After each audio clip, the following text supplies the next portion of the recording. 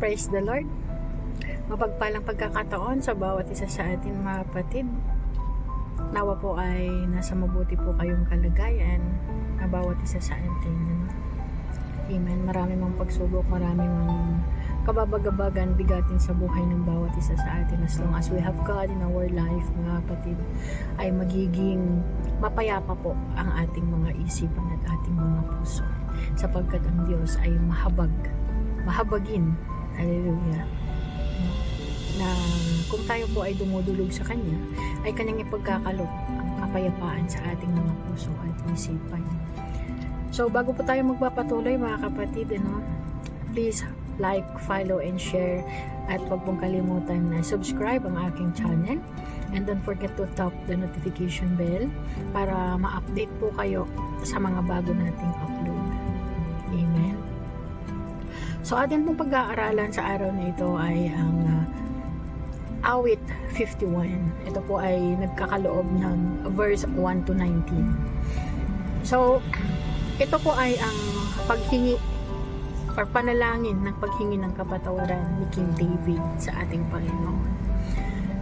So, isinugo ng Panginoon si Nathan kay David upang siya'y itama sa kanyang pangangalon niya kay Bathsheba at ang kanyang pagpatay kay Uriah. Si David ay mapagpakumbabang tinanggap ang kanyang pagkakamali at kanyang isinulat ang Awit 51 upang humingi sa Panginoon ng kapatawaran, paglilinis at pagbabalik galak sa kanyang puso nang siya'y nagmamahal sa Panginoon. Amen. In our lesson, Psalm 51, hilingin natin sa Kanya ang ating matutunan, ang mensahe ng Panginoon kung paano po tayo umiwas sa kasalanan, paano natin harapin ang kasalanan upang sa gayoy tayo ay mapapatawad ng Panginoon at kung paano po tayo mababago. Amen. So, tayo po'y manalangin. Mahal naming Panginoong Diyos na nasa langit, maraming salamat sa pagkakataong ito, mahal na Panginoon. Sa aming pag-aaral sa Awit 51, mahal na Panginoon, ay gabayan mo po ang bawat isa sa amin. Give the wisdom and knowledge, Lord, upang amin pong matutunan at maunawaan ang mensahe na napapaloob sa araling ito. Lord, turuan mo po ang aming mga puso kung paano po magpatawad at paano po ang gagawin namin, mahal na Panginoon, upang mapatawad mo kami at maging kaaya-aya at maibalik ang galak ng aming puso sa aming paglilingkod sa iyong banal na pangalan, mahal naming Panginoong Diyos. Ano man ang hindrances or hadlang sa pagkakataong ito, mahal na Panginoon, upang ipagpatuloy ang aming pag-aaral sa iyong banal na salita, Lord, igapos mo po at itapon sa dagat-dagatang apoy at kami po ay palayain mo ang aming mga puso at aming isipan upang mapag-aralan namin at sumapuso, sumaisip ang iyong mensahe na ipagkakaloob sa pagkakataong ito, mahal na Panginoon. Lord, gamitin mo po ako mightily upang aking pong maihayag ang iyong banal na salita na naaayon sa iyong banal na kalooban. In Jesus' name, this is all I pray. Amen and amen. Ayon. So, dito po sa Psalm chapter 51 verse 1 to 19, mga kapatid, ang introduction po dito ay awit na katha ni David upang awitin ng punong mang-aawit nang siya ay pagwikaan ni Propeta Nathan tungkol kay Bathsheba. Mula dito ay mapapag-aralan natin ang pinagdaanan ni David mula sa kanyang pag-iisip kung paano siya naghingi ng tawad sa Panginoon. Bago ang lahat, basahin po natin ang kabuuan ng chapter ng Awit 51. Verse 1, maawa ka sa akin, O Diyos, ayon sa iyong tapat na pag-ibig, ayon sa iyong saganang kaawaan, ay pawiin mo ang aking paglabag. Verse 2, hugasan mo akong lubos sa aking kasamaan, at linisin mo ako sa kasalanan. Sapagkat aking nalalaman ang mga pagsuway ko, at ang aking kasalanan ay laging nasa harapan ko. Verse 4, laban sa iyo lamang ako nagkasala at nakagawa ng kasamaan sa iyong paningin, upang ikaw ay maging ganap sa iyong pagsasalita at walang dungis sa iyong paghatol. Verse 5, narito ako'y ipinanganak sa kasamaan at ipinaglihi ako ng aking ina sa kasalanan. Verse 6, narito ikaw ay nagnanasa ng katotohanan sa panloob ng pagkatao at sa tanong, Alleluia, at sa tagong bahagi ay iyong ipapakilala sa akin ang karunungan. Verse 7, linisin mo ako ng isupo at ako'y magiging malinis. Hugasan mo ako at ako'y magiging higit na maputi kaysa niebe. Verse 8, gawin mong marinig ko ang kagalakan at kasayahan, hayaan mong ang mga buto na iyong binali ay magalak. Verse 9, ikubli mo ang iyong mukha sa aking mga kasalanan at pawiin mo ang lahat kong mga kasamaan. Verse 10, lumalang ka sa akin ng isang malinis na puso, O Diyos, at muli mong baguhin ang matuwid na espiritu sa loob ko. Verse 11, sa iyong harapan ay huwag mo akong paalisin, at ang iyong banal na espiritu sa akin ay huwag mong bawiin. Verse 12, ibalik mo sa akin ang kagalakan ng iyong pagliligtas, at aalalayan ako na may espiritong nagnanais. Verse 13, kung magkagayoy, ituturo ko sa mga sumusuway ang mga lakad mo, at ang mga kasalanan ay manunumbalik sa iyo. Verse 14, iligtas mo ako, O Diyos, mula sa salang pagdanak ng dugo. Ikaw na Diyos na aking kaligtasan, at ang aking dila ay aawit ng malakas tungkol sa iyong katuwiran. Verse 15, O Panginoon, buksan mo ang mga labi ko, at ang aking bibig ay magpapahayag ng papuri sa iyo. Verse 16, sapagkat sa alay ay hindi ka nalulugod, kung hindi ay bibigyan kita. Hindi ka nalulugod sa handog na sinusunog. Ang mga hain sa Diyos ay bagbag na diwa, isang bagbag at nagsisising puso. O Diyos, ay hindi mo hahamakin. Verse 18, gawan mo ng mabuti ang Zion sa iyong mabuting kaluguran. Itayo mo ang mga pader ng Jerusalem. Verse 19, kung gayoy, malulugod ka sa matutuwid na alay, sa mga handog na sinusunog at sa buong handog na sinusunog. Kung gayoy, ihahandog ang mga turo sa iyong dambana. Amen. Purihin ang pagkabasa ng banal na salita ng Panginoon. So dito mga kapatid ay meron po tayong matututunan sa ating awit 51. Ito po una, ang kasalanan ay malaking bawi. Ibig sabihin mga kapatid, kung ano man yung mga ginagawa nating kasalanan, mayroong ang kasabihan na what you do, it bounces back to you. Babalik sa'yo. Malaking bawi yung ginawa mong hindi maganda sa kapwa mo tao. Pangalawa, handang magpatawad ang Panginoon. As long as we surrender, we listen, we obey, God will make a way at bibigyan niya po tayo ng kapatawaran. Handang magpatawad ang Panginoon. Number 3 is, bibigyan tayo ng Panginoon ng bagong simula. As long as we surrender, gagabayan po tayo ng Panginoon. Kung paano po tayo makakapanumbalik sa Kanya. Kung tayo ay may taos-puso na pagsisisi sa ating kasalanan at sundin natin ang Kanyang mga gabay, ang Kanyang mga habilin. Amen? So mga kapatid, dito sa verse 1, sabi po dito sa verse 1, balikan po natin, maawa ka sa akin, O Diyos, ayon sa iyong tapat na pag-ibig, ayon sa iyong saganang kaawaan, ay pawiin mo ang aking paglabag. So dito mga kapatid, nagsusumamo si David sa paghingi ng kaawaan at kapatawaran sa kanyang pagkakasala sa Panginoon. Ipagkaloob sa kanya ng habag at patawarin siya. Kasi alam ni David, punong-puno siya ng pagpapatawad ng ating Panginoon.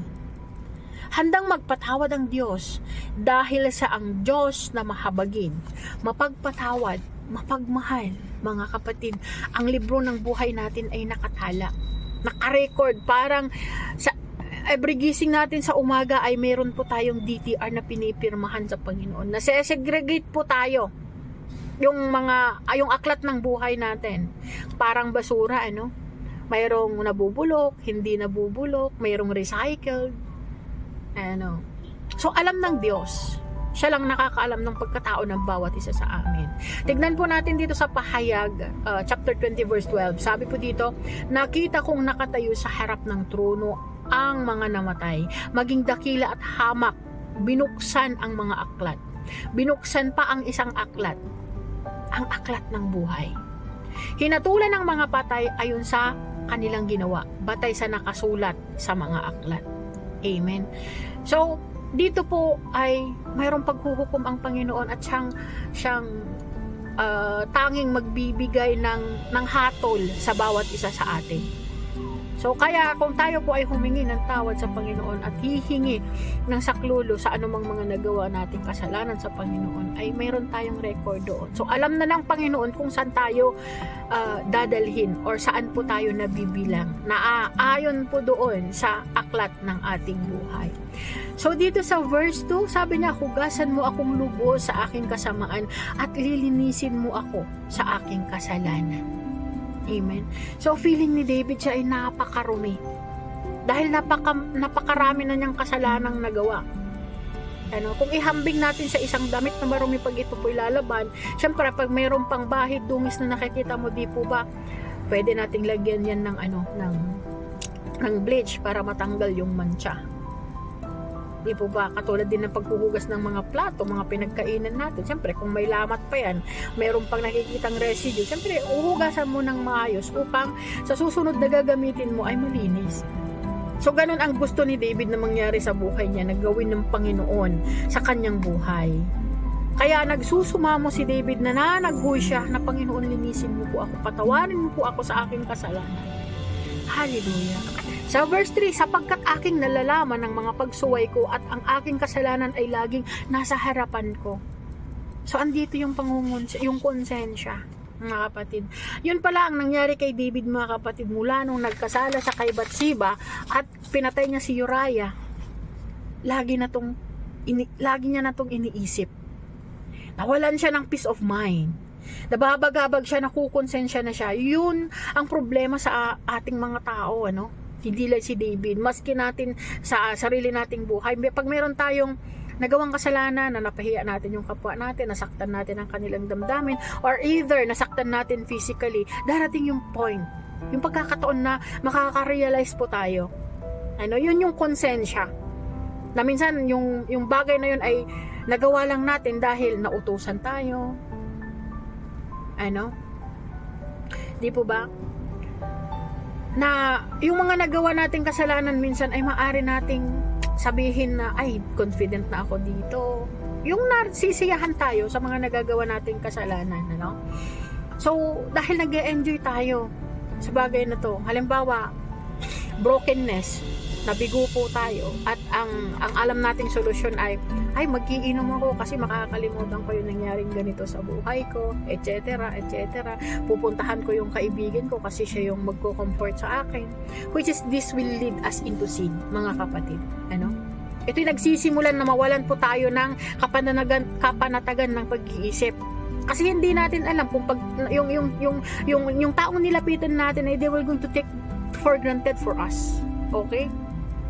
Mga kapatid. So, una po nating iisipin ay ang Panginoon. Kung tayo po ay nagkakasala sa mga kapwa natin tao or maging sa Panginoon, siya ang una nating lalapitan kasi yan ang gusto ng Diyos sa atin. Pag tayo po ay nagkakasala ay andun yung pagko-confess natin. Ano? Yung taos puso natin na pagsisisi sa mga nagawa nating kasalanan. Sapagkat ang Diyos, alam ng Panginoon yan. Ano? Kasi minsan pinapayagan tayo ng Panginoon na mangyari yung bagay na yun sa ating buhay sapagkat merong ipinapahiwatig ang Panginoon sa atin. Isa lang yun, mga kapatid, yung hindi tayo mawawalay sa Kanya. Kasi kung minsan, na halimbawa tayo ay meron na lahat ng ating pangangailangan sa buhay, mostly, nakakalimutan natin ang Panginoon. Kung palagi na lang may pagpapala, lagi na lang tayo nag-e-enjoy sa buhay, nakakalimutan ng Panginoon. Makalimutan nating magpasalamat, makalimutan nating mag-pray, 'di ba? So, yung bagay na yun na nagagawa natin ay mawawalan tayo ng banal na espiritu ng Panginoon. So, mawawalay tayo sa Kanya. Amen? So, dito sa verse 4, laban sa iyo lamang ako nagkasala at nakagawa ng kasamaan sa iyong paningin upang ikaw ay maging ganap sa iyong pagsasalita ay walang dungis sa iyong paghatol. I know? Sa totoo lang mga kapatid, hindi lang sa Panginoon nagkasala si David, pati kay Uriah ay kay Bathsheba. Sa ibang salita, regard sa buhay natin, kung tayo ay nagkasala sa ibang tao, tayo rin ay nagkakasala sa Panginoon. Okay? Pagka tayo ay nilikha ng Lord na kanyang wangis. So for us to understand sa ating mga anak, di po ba? Kung sakaling may nanakit sa kanila, yung nanakit sa mga anak natin, magiging kaaway natin yun. Kasi syempre ganun natin kamahal yung mga anak natin, di po ba? So ganun yung Panginoon. Kung sakaling may mananakit sa kanila, ano mararamdaman natin sa mga anak natin, ano? Pag may nang-aaway, may nananakit. Di ba parang nagkakasala rin sila sa atin? Dahil sinaktan nila ang mga mahal natin sa buhay, ang mga anak natin. Yan po ang ibig sabihin. Whatever sin na nagagawa natin sa kapwa or kabutihan, yan din ay ginagawa natin sa Panginoon. Pero ngayong yung ano na, kung ano ang iyong ginagawa ay siya ring ginagawa mo sa akin. Di po ba? Wag po tayong maging banal na aso, santong kabayo sa Panginoon. Hallelujah. Di po ba? Sabi ng Panginoon, mga anak, sundin nyo ang inyong mga magulang. Kapagkat nagawa mo yun, nagawa mo rin ito sa Panginoon. So we must be aware sa pagmamahal natin sa kapwa. Pag minahal natin ang kapwa natin, so ibig sabihin minamahal din natin ang Panginoon. Pag yung mapangimbabaw na pagmamahal, no? Yung walang pagkaalinlangan, yung walang hindi fake na pagmamahal. Okay?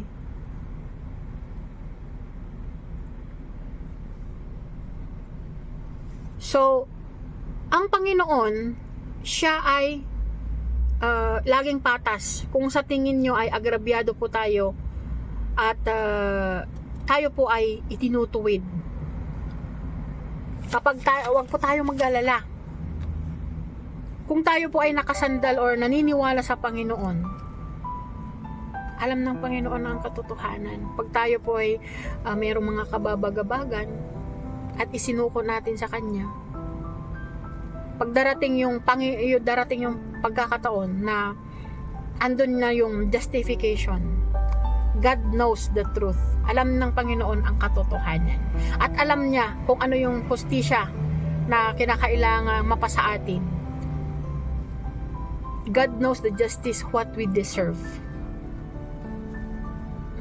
Ikaw ay nare-rebuke, minamaliit ka sa tingin mo. Alam mong hindi mo deserve yun. Kung ang tao lang yung magbibigay sa'yo ng justification. God knows the truth. Nakikita niya ito. Kung ano yung ginagawa natin at ginagawa ng kapwa natin sa atin, ang Panginoon ang siyang gagawa ng paraan para ipagtanggol po tayo sa mga gumagawa sa atin ng ganitong bagay. The unjustification, kung wala tayong hustisya sa tingin natin, dumulog tayo sa Panginoon. God will keep us the justice. Sapagkat ang Panginoon ang siyang tanging abogado natin sa buhay. Ganun. So dito po sa verse 5, narito, ako'y ipinanganak sa kasamaan at ipinaglihi ako ng aking ina sa kasalanan. The point of David in this, brothers and sisters, his parents also a sinner. So siya din ay makasalanan bilang isang tao. Kung ano po yung puno, yun po yung bunga. Yes, it's true. Alangan naman yung mangga magbubunga ng kamatis, di ba? Lahat po tayo ay pinanganak na makasalanan. Ngunit, in the goodness of God, ay kung sino may lumapit kay Jesus ay bibigyan niya ng kapangyarihan upang mapagwagian ang kasalanan, in the sense of Holy Spirit at sa gabay ng salita ng Panginoon. Kaya po tayo kinakailangan mag-aral at maunawaan po natin ang salita ng Panginoon na siyang nagbibigay sa atin ng comfort, guidance. Hindi po ba? Dito po sa John 17 verse 17, pabanalin mo sila sa katotohanan. Ang salita mo ay katotohanan. Okay po? Means God gave us His words. In this way, we will be granted and guided by the Holy Spirit. Maging banal po ang ating pagkatao. He gives us the strength. Bibigay po yung salita ng Panginoon ng kalakasan for us to fight the temptation. Para mapalayo po tayo sa tukso. He gives us His love. Namatay ang Panginoon dahil sa ating mga kasalanan.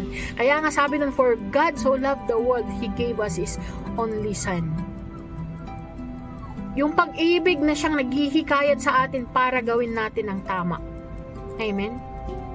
Sa 2 Corinthians chapter 5 verse 14 and 15, ang pag-ibig ni Kristo ay humihimok sa amin sapagkat kami ay lubos na naniniwala na ang isa ay namatay para sa lahat. Kaya't ang lahat ay namatay. Siya ay namatay para sa lahat upang ang mga nabubuhay at huwag nang mabuhay pa para sa kanilang sarili kundi para sa Kanya. At alang-alang sa kanila ay may mamatay at muling mabuhay. Amen. Ang Panginoon ay makapangyarihan. Namatay siya dahil sa ating mga kasalanan, pero ang Panginoon, si Jesus Christ walang Panginoon yun, kaya binubuhay muli siya ng Ama. Sapagkat si Hesus Kristo ay bilang isang alay ng Panginoon dahil sa pagmamahal niya sa atin. Okay? The point here, sa pamamagitan ni Lord tayo ay nahihikayat na gawin what is right sa buhay natin, mga kapatid.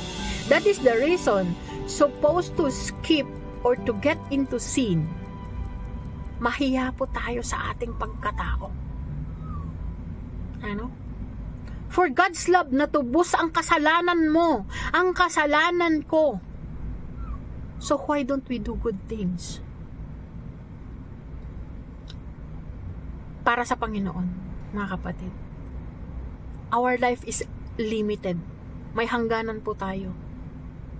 Maliban na lang kung sumunod ka sa Panginoon. In the second life, you have a forever life na kasama ang Panginoon. Dalawa lang ang pupuntahan ng buhay natin. Hell and to heaven. Mga kapatid. So, kinakailangan po natin, dapat po natin kamuhian ang mga kasalanan na ginagawa natin at iwasan natin ito. It's not right for us to justify ourselves na sabihin natin, ay tao lang ako. Hindi ako perfecto nagkakamali ako. Mahiya po tayo.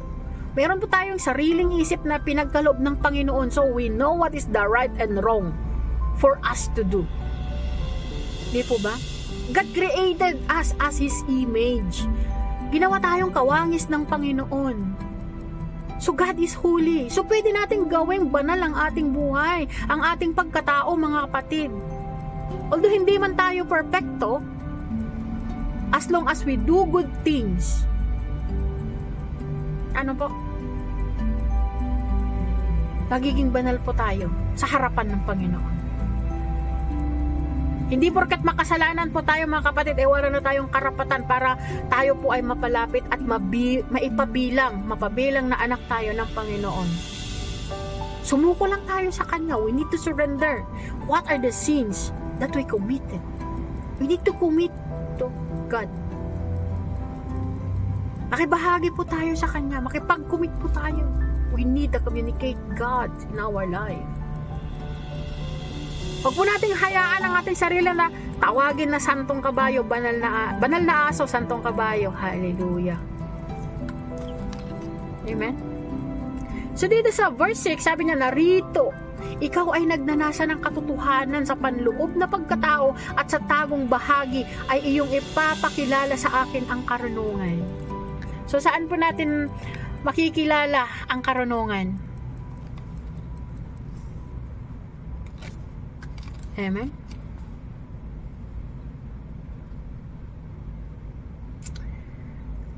Ang gusto ng Panginoon ay magiging makabuluhan, magiging makatwiran sa ating puso. Yung makatotohanan nating pakikipag-ugnayan sa Kanya, maging matuwid tayo na hindi lang sa panlabas. Naghahayag tayo ng Kanyang salita, mga kapatid, pero hindi naman nakikita sa ating buhay, sa ating puso. Yung naglilingkod tayo just to appreciate other people, para ma-idol tayo ng ibang tao. Maraming mamamangha sa atin, maraming naa-amaze sa atin. Hindi po yun tama, mga kapatid, sapagkat kung yung tao lang yung nahahabag sa atin, kung wala naman sa puso natin yung pananampalataya natin sa Panginoon, it's useless. Everything will be gone away. Dapat maglingkod po tayo na kinakailangan ang Diyos lang ang mag-a-appreciate sa ating paglilingkod. Hindi yung araw-araw or linggo-linggo na magbibigay ka ng tithes mo, ng offering mo. Pero pag makapaghalubilo ka naman sa tao ay parang hindi makatotohanan. In your own life, sa ating tahanan, mga kapatid, walang kapayapaan. Hallelujah. I'm sorry, Lord. Ako yung humihingi po ng kapatawaran sa mahal na Panginoon. Pero hindi po ako nawawalan ng pag-asa, Lord, na ang mga bagay-bagay na meron din ako sa aking buhay, Lord, ay ipinagkakatiwala ko sa iyo with all my heart.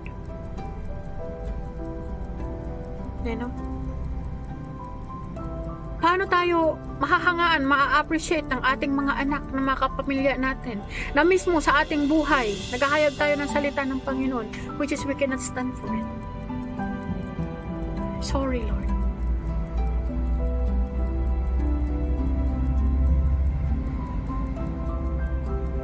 Hallelujah. Pero hindi rin ibig sabihin, mga kapatid, na bagkus tayo po ay naghahayag na ng salita ng Panginoon ay hindi na tayo nakakagawa ng kasalanan. We can still commit sin. Kasi ang pagkakasala ay nadadala po ito ng ating isip sa salita at sa gawa. Amen. Katulad nung niniisip mo, wow, ang gwapo ng lalaki na yun. Wow, ang ganda ng babae na yun. Di po ba? Andun yung pagnanasa, so nagkakasala po tayo sa isip. Yung naghahayag po tayo ng salita ng Panginoon. Pero after that, pagkatapos po ng service natin, makikipagkita tayo doon sa kalaguyo. Hallelujah. Di po ba? Yung nagnanasa tayo sa kapwa natin, sa ating ka-opposite sex, yun po ay paninimula ng pangangalon niya. Yung iniisip mo pa lang, ay, sana yung babae na to, ay, yung lalaki na to, sana mapasa akin. But you don't know. Or you know that you are already engaged. You already take a vow. Meron ka ng asawa. You are already committed with your husband. Sorry, Lord. Di po ako nagmamalinis, mga kapatid. That was that immortal sin. Na napakahirap. Kung tutuusin, iisipin natin, ay napakahirap, napakabigat ng kasalanan. Nasa 10 Commandments po yan, utos ng Panginoon. Hallelujah. Amen?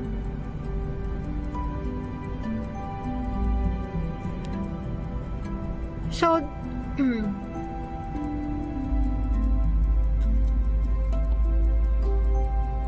alam natin sa isip natin yung mga kamaliang nagagawa natin, at ito po ay pinapasiwalat yun ng Diyos upang tayo po ay umiwas. Kaya sa kanyang mga salita ang siyang nagbibigay sa atin ng gabay. So hilingin natin ang karunungan mula sa Diyos upang maging tayo ay banal sa kanyang harapan. Banal na katanggap-tanggap, banal na kalugod-lugod. Hallelujah. Mula po sa John 4 verse 24, ang Diyos Espiritu at ang mga sumasamba sa Kanya ay kailangang sumamba sa Espiritu at katotohanan. So sinasailalim po ng Panginoon na ang sinabi ni David na nahanap po ang Diyos. Nahanap niya sa Diyos ang katotohanan. Yun ang paglapit sa Kanya. Hindi siya nagkunwari. Ano po? So means, ano po ang ninanais ng Panginoon? Yung totoong paglilingkod natin sa Kanya. Hindi po yung pag-awit, yung ano ay hindi po yun counted. Yung mga pag-awit natin na hindi mula sa puso, di po ba? Mag-aalay tayo pero minsan napipilitan pa tayo. Hindi yung counted. Or may bilang po yun, pero ang pinakahigit sa lahat ay ang makatotohanang paglilingkod natin na naaayon sa kalooban ng Panginoon. Yung wala pong pakundangan. Ano? Amen? So sa verse 7, linisin mo ako ng isupo at ako'y magiging malinis. Hugasan mo ako at ako'y magiging higit na paputi kaysa niyebe. Isupo, ang isupo po mga kapatid ay isang uri ng halaman na tumutubo sa Israel na ginagamit ito na panglinis sa mga makasalanang tao. Ay, hallelujah. Makasalanan. Hallelujah. Di makasalanan. Ito po ay magkakaroon ng kalinisan ng isang taong tinatawag na marumi. Hindi lang sa makasalanan. Hindi makasalanan. Marumi, I should say. Amen. Sa Levitico 14 verse 7, iwiwisik niya ng 7 beses sa taong lilinisin mula sa ketong. Pagkatapos ay ipapahayag siya na malinis at pakakawalan ng ibong buhay sa kalawakan ng parang. Ang gagawin dito mga kapatid ay ikukuha ng dugo ng ibon at isasawsaw ang isupo at iwiwisik sa taong may ketong. So yun po ang nais i-recognize ni David, yung paraan na paglilinis sa kanya. Ano po? Sa Isaiah 1 verse 18, pumarito kayo ngayon at tayo'y mga tuwiran sa isa't isa, sabi ng Panginoon. Bagaman ang inyong mga kasalanan ay tulad ng matingkad na pula, ang mga ito ay magiging maputi na parang niebe, as white as a snow. Bagaman ito'y mapulang mapula, ang mga ito'y magiging parang balahibo ng tupa. Ibo ba? Kaya nagsusumamo si David sa Panginoon na patawarin at gawing malinis. Sa verse 8, gawin mong marinig ko ang kagalakan at kasayaan, hayaan mong ang mga buto na iyong binali ay magalak. Dito nanghihina si David. Nalulungkot. Parang naputulan ng paa.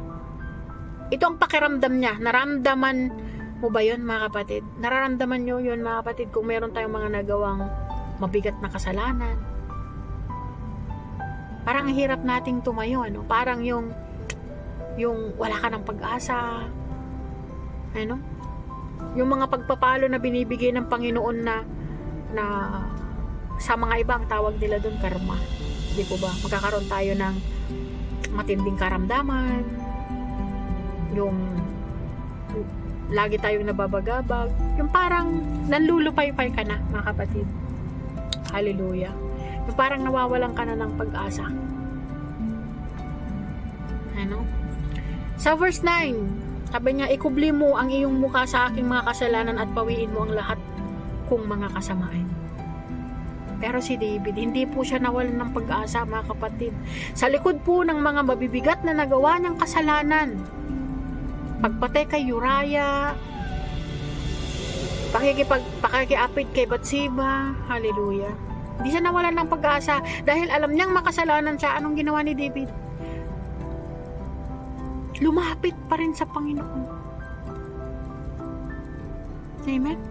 Sa verse 10, lumalang ka sa akin ang isang malinis na puso, O Diyos, at muli mong baguhin ang matuwid na espiritu sa loob ko.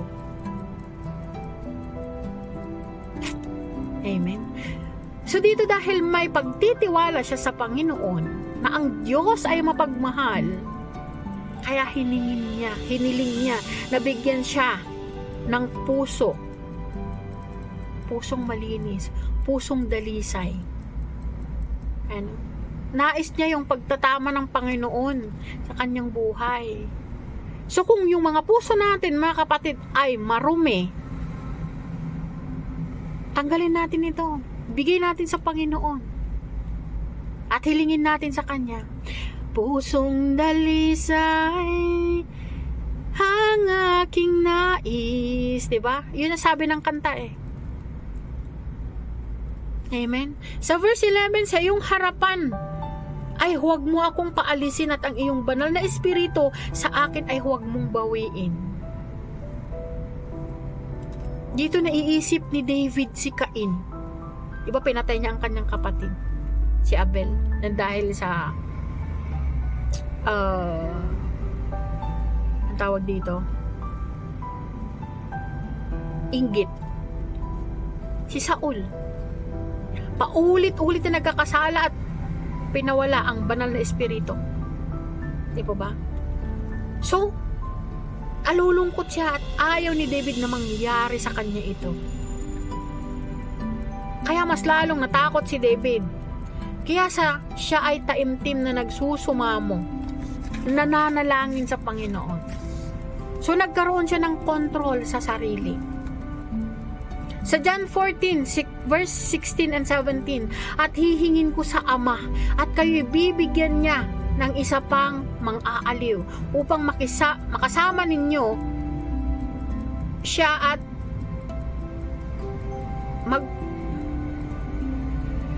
Hallelujah. Makasama ninyo siya. Sa 17, ito ay ang espiritu ng katotohanan na hindi kayang tanggapin ng sanlibutan, sapagkat siya'y hindi nito nakikita o nakikilala man. Siya'y nakikilala nyo sapagkat siya'y manatiling kasama ninyo at siya ay napapasa inyo through the Holy Spirit, mga kapatid. Yung konsensya natin na siyempre alam na nating mali yung bagay na yun, huwag na nating gawin. Uusigin po tayo ng ating konsensya. So hindi po dapat tayo go ng go or come and go. Dapat manatili po tayo. Panatilihin po natin ang banal na espiritu sa ating pagkatao. Di po ba? Kasi nga ang Panginoon, nilikha niya tayo na kanyang wangis. Yun nga lang, nahiwalay tayo sa kanya. Dahil sa ating mga kasalanan. Kaya, yung kabanalan natin ay kabanalan ng Panginoon ay sa kanya manggagaling. Yung kalwalhatian. Hallelujah. Sa verse 12, mga kapatid, ibalik mo sa akin ang kagalakan ng iyong pagliligtas at alalayan ako na may espiritong nagnanais. Amen. So, dito, sabi nga kanina, si David ay nagsusumamo at nagsisisi siyang lubos. Pero tayong mga tao nga,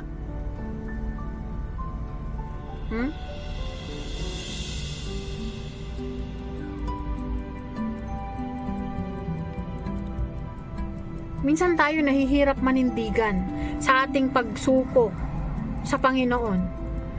Mas pinapahalagaan natin ang ating mga kabuktutan. Mga kapatid, kaya dito si David ay hinihiling niya ang kapatawaran. Nais niyang bumalik ang Panginoon. Sapagkat ang Panginoon ang kanyang pangako ay hindi magbabago, mga kapatid. Mananatili po ito. At tutup pa rin ng Panginoon ang kanyang mga pangako sa atin. Ano man yung mga kahilingan natin. sa tamang panahon. Pinoproseso ng Panginoon para sa ating buhay. Hallelujah. Kinakailangan lang po natin ng mapagpakumbabang puso.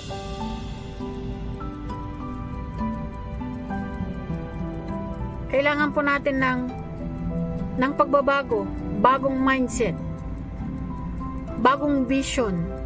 Sa mga experience ni David, dito itinuturo ni David kung paano manumbalik sa Panginoon.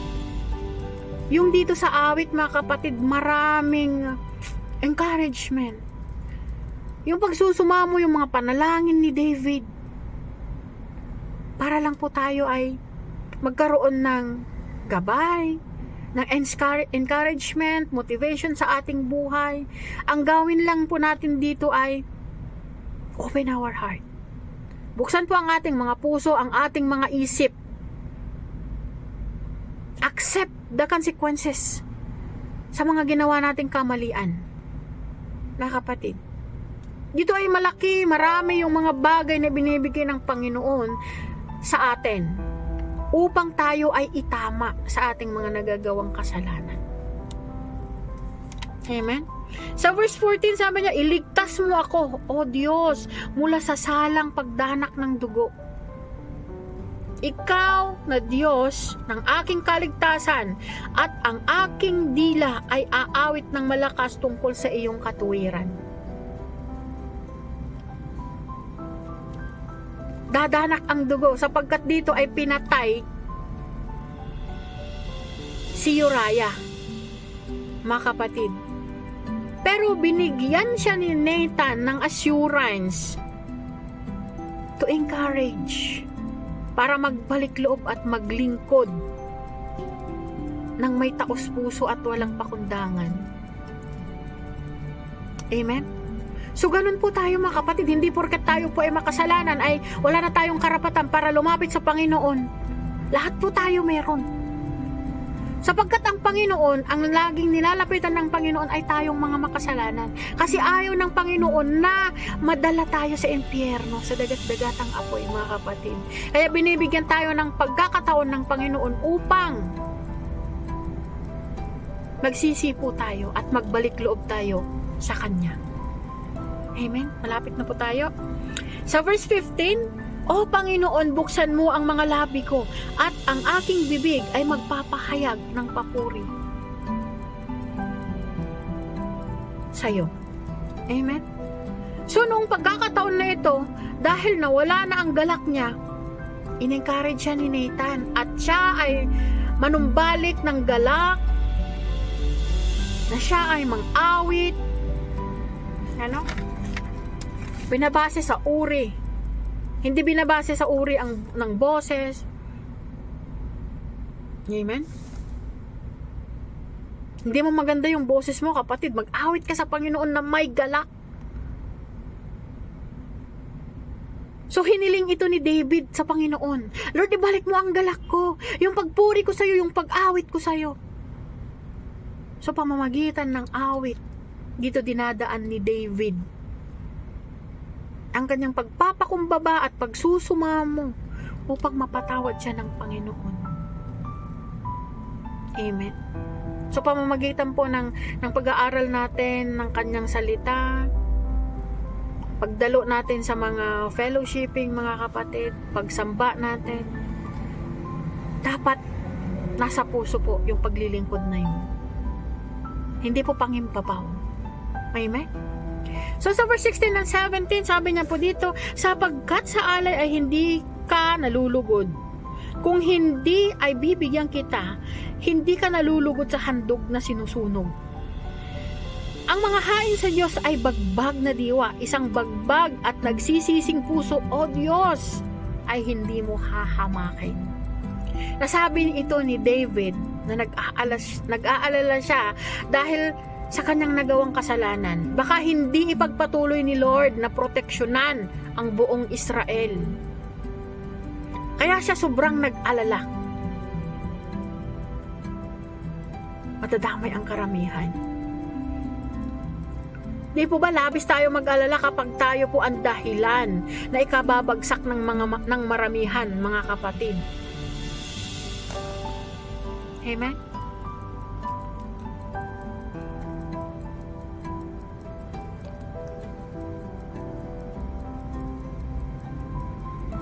Doon sa verse 18 and 19. Hallelujah. Gawan mo ng mabuti ang Zion at siya'y mabuting kaluguran. Itayo mo ang mga pader ng Jerusalem.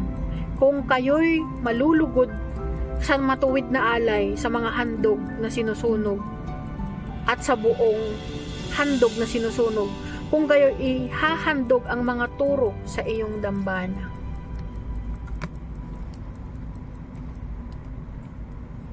So, ang laki ng aral dito, mga kapatid, ano? Na yung mga kasalanan natin, iisipin natin malaki ang bawi dyan. Whatever you do, it bounces back to you. Whatever you utter, it is a matter. So alalahanin po natin na atin pong avoid. We need to avoid. We must be aware on what we do, or ano man yung mga sasabihin natin sa kapwa natin tao. Ano? We need to accept the consequences. Ito po yung lesson number 1, ano? Na kung ano yung mga gagawin natin, masasabi natin, may balik, malaki ang bawi. So number 2, mga kapatid, we need to surrender. We need to listen. Kasi may ibibigay na gabay ang Panginoon sa ating buhay. So after po natin makinig kung ano yung gabay ng Panginoon sa atin, we need to do the move. Bigyan po natin ng importansya kung ano yung gabay ng Panginoon sa atin. Ano? Hindi lang yung pakikinig natin, pagbabasa ng kanyang salita, which is gawin po natin or isabuhay po natin. Sapagkat ang Panginoon maraming gabay. And He will make a way how we change. Paano po tayo mabago? Paano po tayo makaiwas sa mga kasalanan na ating nagagawa sa ating buhay?